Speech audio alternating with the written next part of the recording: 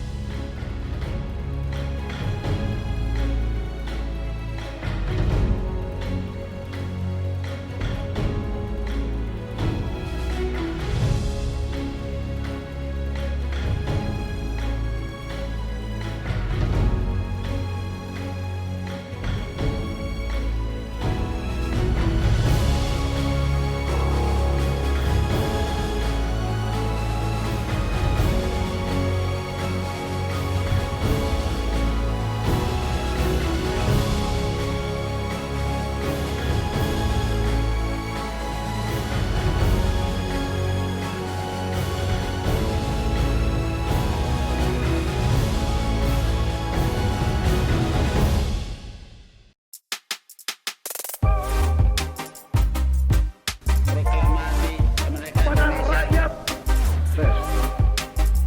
Believe in God. Kalau emang lu bener mendengarkan duduk dialog sama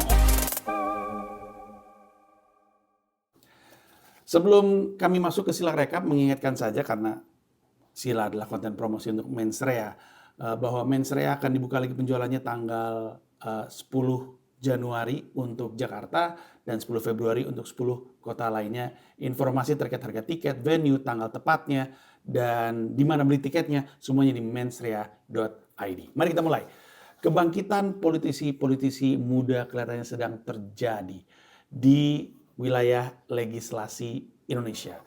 Di usia 26 tahun, Archandra Akbar Supratman, dia adalah DPD terpilih menjadi pimpinan MPR sebagai perwakilan dari DPD.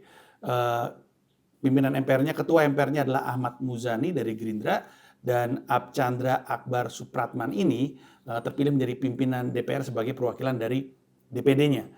Nah, Archandra Akbar Supratman ini adalah anak dari Menteri Hukum dan HAM yang sekarang.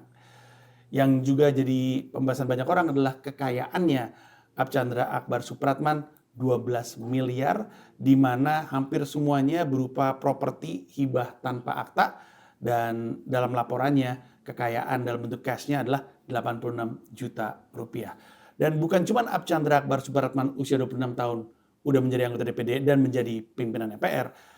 Di usia 25 tahun, Pinka Haprani menjadi anggota DPR. Pinka Haprani ini adalah anak dari Bu Puan, yang berarti adalah cucu dari Bung Mega, yang berarti adalah cicit dari Bung Karno.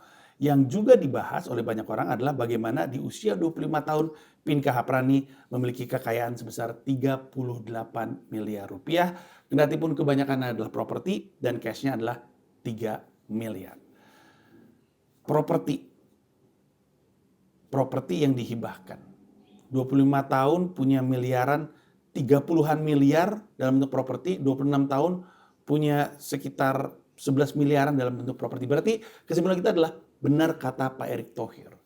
Pak Erick Thohir bilang anak muda zaman sekarang nggak bisa punya properti karena gaya hidup. Benar Pak Erick Thohir. Berarti kesimpulannya, kalau kita bukan anak siapa-siapa, kalau kita bukan anak pejabat, kalau kita bukan bagian dari dinasti, ya jangan kebanyakan gaya, ya jangan dibanyak-banyakin gayanya, banyakin kerja, 3 kali bahkan, kerja. Wah, gitu. Oke, selanjutnya kepuasan terhadap Presiden Jokowi ada di angka 75%. Ini adalah hasil survei yang dirilis oleh survei indikator politik, 75% puas. Dan ada banyak yang merasa itu adalah indikasi positif. Kendati pun begitu, yang banyak orang tidak tahu atau mungkin tidak bahas adalah bahwa sebenarnya itu mengalami penurunan dari Juli 2024. Jadi baru aja Juli 2024 disurvei oleh indikator politik juga dengan angka 82% dan turun hanya dalam beberapa bulan, Juli, Agustus, September, Oktober, turun jadi 75%. Turun dari 82 ke 75. Yang mesti kita pertanyakan adalah apa yang ada atau apa yang terjadi dari Juli sampai Oktober sehingga angka kepuasan terhadap Pak Jokowi itu turun. Apa terjadi? Apa yang terjadi kira-kira di antara bulan-bulan tersebut? Masa sih? Enggak kayaknya ya. Selanjutnya, ada sebuah kabar miring terkait kekerasan yang dilakukan oleh Ketua Umum Partai Politik terhadap seorang perempuan muda yang dilaporkan, Ketua Umum partainya itu dilaporkan oleh Sunan Kalijaga selaku pengacara.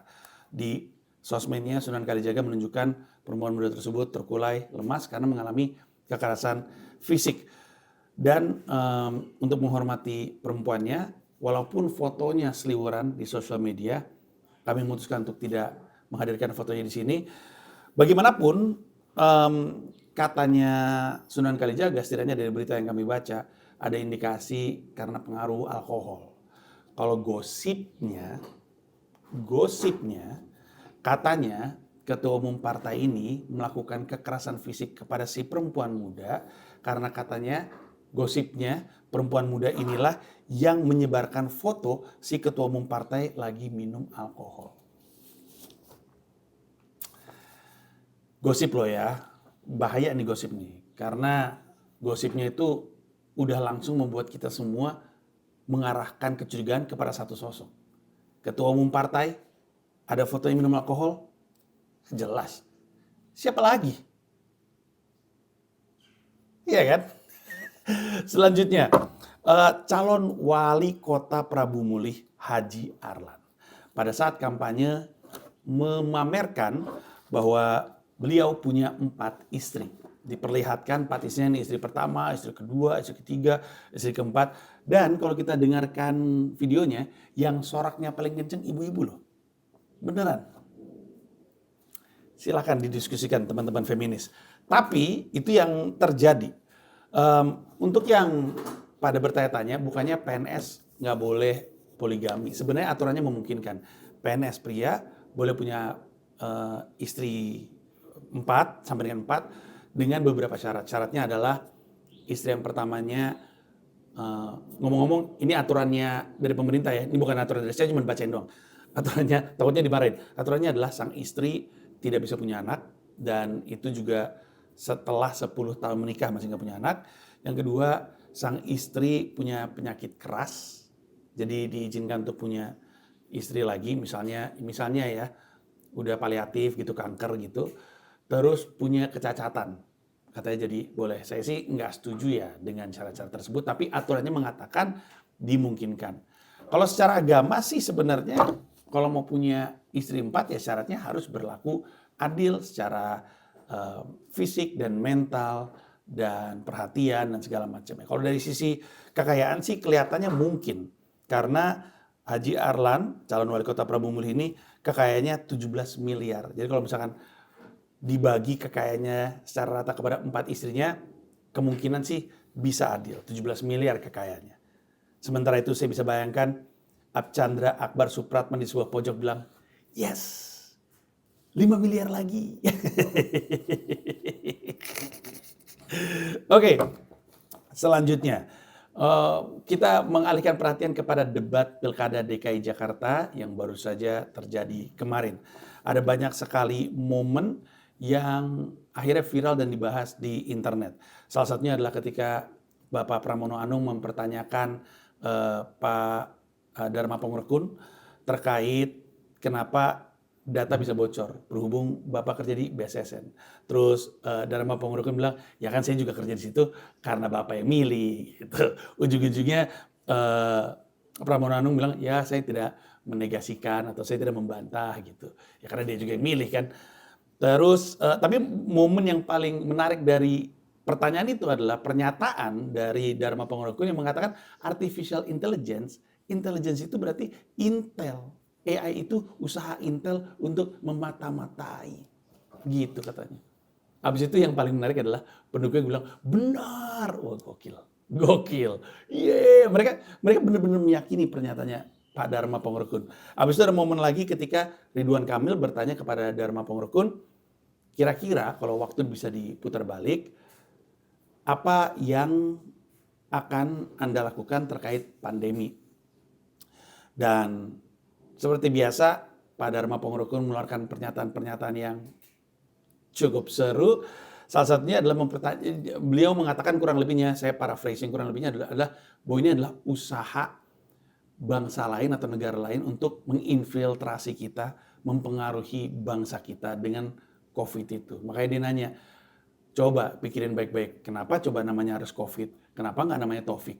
Yang diucapkan dengan lempeng. Itu terdengar seperti punchline loh, tapi beliau lempeng. Mungkin beliau ini komedian deadpan ya, ngomongnya lempeng banget. Selempeng orang-orang lain di sekitar beliau yang kelihatan tidak terpancing untuk tertawa. Ridwan Kamil tertangkap basah sedikit berusaha untuk ketawa, tapi yang lainnya, termasuk Kun Wardana yang persis ada di sampingnya, tampak lempeng-lempeng aja. Sebenarnya yang paling menarik adalah jawaban dari Ridwan Kamil. Ridwan Kamil bilang bahwa kalau misalnya amit-amit itu terjadi, tapi kalau misalnya pandemi itu terjadi lagi, maka pemerintah provinsi harus mengikuti kemauannya pemerintah pusat. Ini menarik sekali, karena kalau teman-teman ingat pada masa pandemi waktu itu, ada ketidakharmonisan antara pemerintah pusat, saat itu diwakilkan oleh Luhut Binsar Panjaitan, dengan apa yang Anies Baswedan lakukan di DKI Jakarta. Ada nggak klopnya, pasti masih ingat, beritanya juga masih banyak tersedia. Sementara itu sebenarnya bahkan pengkritik Anies Baswedan pun sebenarnya lebih mengakui bahwa respon Anies Baswedan di DKI Jakarta lebih ideal, lebih baik daripada pemerintah pusat. Sekali lagi, ini bisa dibaca. Jadi ini menarik. Ridwan Kamil yang pengen jadi gubernur DKI Jakarta menyatakan bahwa harusnya kurang lebihnya Anies Baswedan itu nurut aja sama pemerintah. Di saat warga DKI Jakarta tahu bahwa dibanding pemerintah pusat lebih baik pendekatannya Anies. Tapi oke lah, itu di masa lalu. Yang lebih bisa dicermati adalah kelihatannya strategi paslon 1 dan paslon 3 ada ngelempar pertanyaan-pertanyaan yang mereka tahu akan memancing paslon 2 mengeluarkan jawaban-jawaban yang didesain untuk menurunkan pamor dia sendiri. Karena untuk banyak orang, termasuk saya, jawaban-jawaban Pak Dharma Pongrekun memang agak-agak begitu. Jadi Pak Dharma Pongrekun ini tampaknya tidak sadar terpancing dalam strategi paslon 1 dan paslon 3. Nggak tahu tuh kenapa. Apakah nggak ada yang bisikin? Apakah konsultan politiknya tuh nggak mengingatkan? Saya ingat. Alasannya apa Pak? Tidak menggunakan konsultan politik? Apakah nggak punya duit? Segitu aja dari gue. Terima kasih banyak. Kita ketemu di Sila Rekap episode minggu depan. Thank you. Bye-bye.